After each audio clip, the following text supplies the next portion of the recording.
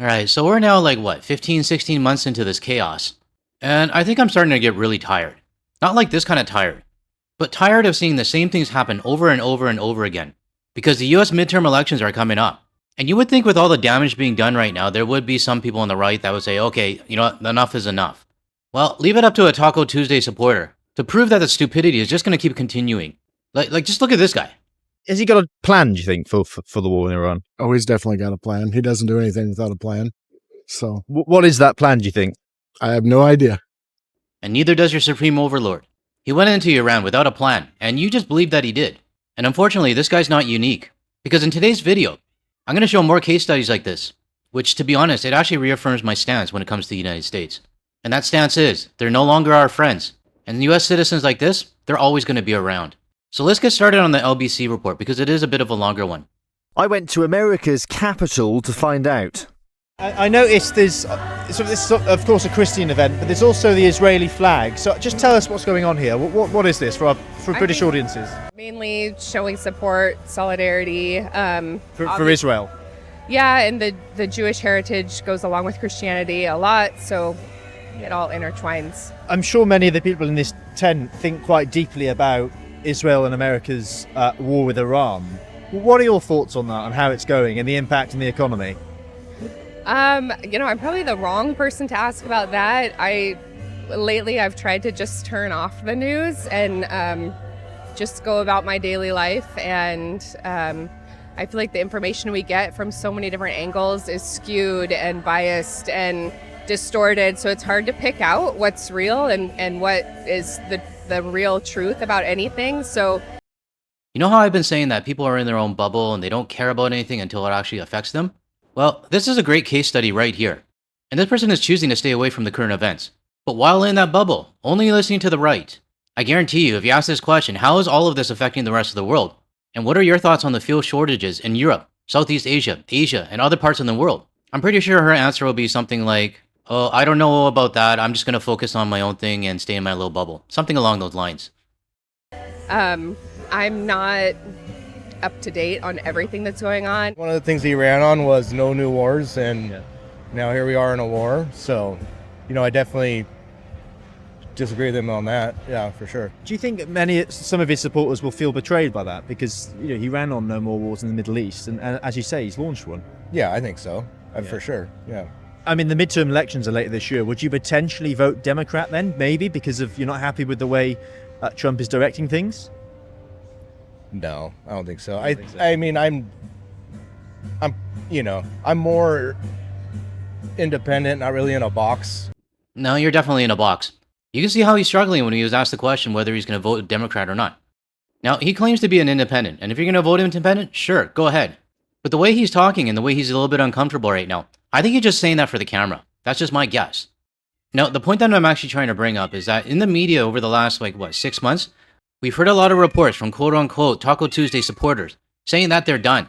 They did not vote for this. They did not agree with the war. And that this was not the president that I voted for. But when it comes down to it and they're standing at the voting booth, are these people going to check the right box on the ballot? If you ask me, there's a lot more blind loyalty than people realize. Do you think the war in Iran is going well? I think as well as could be expected. I don't think it was ever going to end overnight. So, Does that change how you think of President Trump? Not at all. He should have been done 40, 50 years ago. Wouldn't have had these issues now. Has he got a plan, do you think, for the war in Iran? oh, he's definitely got a plan. He doesn't do anything without a plan. So What is that plan, do you think? I have no idea. It's above my pay grade, but I guarantee you he has a plan. So you're fully behind him? Oh, yeah. Yeah. War in general tends to be one of those topics that people don't like, even though it's kind of a part of life a little bit. But so I'm sure he'll lose a little bit of support. But I think also for people who do support him, they know, they probably have trust in him. He's a well-established businessman. He wouldn't have done it without thinking through all the options and picking the best, what would have been best. Do you think he's got a plan there in Iran? Yeah. I did a video yesterday where one of our viewers was basically upset because he thinks I'm stereotyping every single US citizen and grouping every US citizen into this group right here that we're seeing. Well, I definitely don't group you guys in with these people. I know my US viewers that support my channel are way smarter than these people. And I told the commenter in my other video, you should be getting mad at these people here, your fellow US citizens. Because most of us watching right now, we're on the other side of the fence, looking over and seeing the chaos in your country. And these are just our observations. But if I was the only one in the entire world that had these observations, then I will apologize and retract my statements. But I'm pretty sure I'm not the only one. Now I'm going to fast forward a little bit on this LBC report.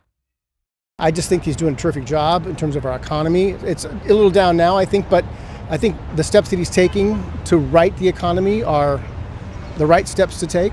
Would you vote for him again now, given what's happened to the economy and the situation in Iran? Might have to rethink that. Really? Really. Is that something that kind of changes how, maybe not just yourself, but your family and people who live around you who may have voted for Trump, does it change how they think about him because of the impact of that? I don't think that particularly does.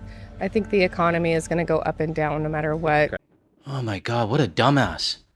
You know, I'm actually surprised I made it to the 6-minute mark before saying the word dumbass. But what she said is totally wrong. The economy is not just going to go up and down magically. It's the same spiel that we hear from tourism officials when they say their tourism economy is just in a lull right now, or it comes and goes in cycles. Everything that we're going through right now, whether it's their economy, tourism, or their business is shutting down, everything was preventable. And what you're seeing right now are people justifying their vote, just blaming it on cycles or saying that things like this is bound to happen.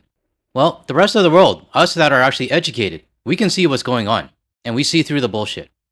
Now my guess, she's probably going to be voting for Taco Tuesday again. Prices, inflation, everything. So I don't put a whole lot in that right now. Fair enough. Yeah. Everybody's got to pay a little bit. You happy to pay that price? Oh, sure. It doesn't bother me. I think they look for anything negative that they can exploit. I don't think it'll make a big difference unless it really gets out of hand. Unless it really gets out of hand. Now, I think he's talking about the war. And my guess is that it's not really affecting him. And I'm also guessing that he's okay with the gas prices and probably can afford it. But how many other US citizens can afford it? And how many are actually going to speak out about it? Well, we know this woman spoke out about it. If you could say something to President Trump and he was going to hear you right now, what would it be? You're a worthless pile of And you voted for him how many times? 3 times. That was my bad. Apparently, I'm an idiot. Well, at least she admits it. We need more MAGA people like her. But unfortunately, the people that you're seeing on the screen right now, they're stubborn as fuck. Really? Unless the prices really skyrocket, but a little bit is not going to hurt anything, I don't think. Yeah, I know I'm pausing a lot, but I really got to point this out. This is a textbook case of it doesn't bother me, so I don't care. You don't think the impact of that war on the economy is going to change people's minds about Trump? I think it will. I think the longer the war goes on, the less popular it will be. Yeah. You know, although I think he's doing the right thing, I hope it's over soon. I don't think a prolonged war is good for the economy, and it's certainly not good for morale, and it's not good for the elections that are coming up in November for the Republican Party. Personally, it's not changing my mind. I'm not sure, really how much it's an inconvenience, but it's not huge. You think it's a fair price? Or? I think it's a fair price, yeah. Yeah. You know, I know some people are going to say, hey, GTL, you're a Canadian channel. Why are you showing us idiots from the south of us? Well, here's my rationale. Everyone has short memories. And when it comes to the media, both sides of the border, I report what they report. But sometimes the media, we can go months without talking about a certain topic. I mean, hell, I've done like over 500 videos, and I forget about things that we've talked about last year. It is ingrained in our mind that, our boycott, we're not moving. And it's our new way of life right now. And that's something we're not going to forget. It's ingrained in our brains now. But what we might forget is the reason why. Sure, we'll always remember what Taco Tuesday said, along with his minions like J.D. Vance, Hoekstra, Nutlick, and that stupid senator from Maine who sent us a letter. You guys remember that guy, right? I'm sure some of you might have forgotten about that guy. We'll always remember these people, but we might not remember the everyday US citizens that voted for this chaos, like this guy on the screen right now. And I want everybody to remember the US citizens that got us into this mess. Now this next part, the LBC reporter starts asking these people about the Epstein files and whether that's going to sway their decision when it comes to voting for him again. I try to attune a lot of it out because you get little sound bites and you hear a few words of maybe a broader sentence or speech that was given. And so you really don't know what bias you're getting when you hear that soundbite. Because of his connections to Jeffrey Epstein, you don't think that risks losing some of his voters, some of his supporters? No, it's everybody up there is connected to somebody. Really? Oh, yeah. That's what you think. That's the only way you're going to get there. Connections. they haven't proven anything. So, in my opinion, they have until they prove that there's some wrongdoing there. I think honestly, there's probably a lot of people that are politicians or in government work that probably should be running and hiding right about now. Yeah. But they haven't proven that President Trump is a part of anything. So until they do, Well, if it walks like a duck and it quacks like a duck, maybe it's a chicken. That's what I'm hearing from these people here.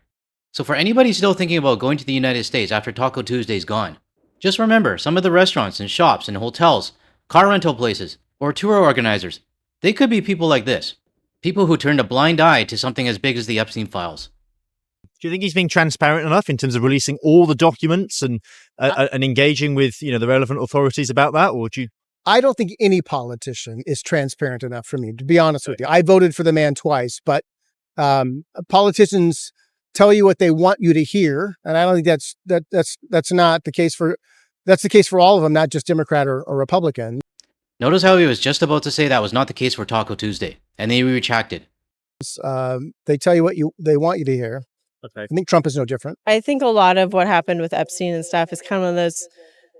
There was obviously like a lot of things that happened and stuff. So I feel like I think he's being as transparent as he honestly should be. Yeah. But I try not to let that stuff weigh me on a daily basis. I find the more you focus on that stuff, just the heavier and heavier life feels. And I would rather just focus on the things I know to be true and find joy and happiness in that and go about my life.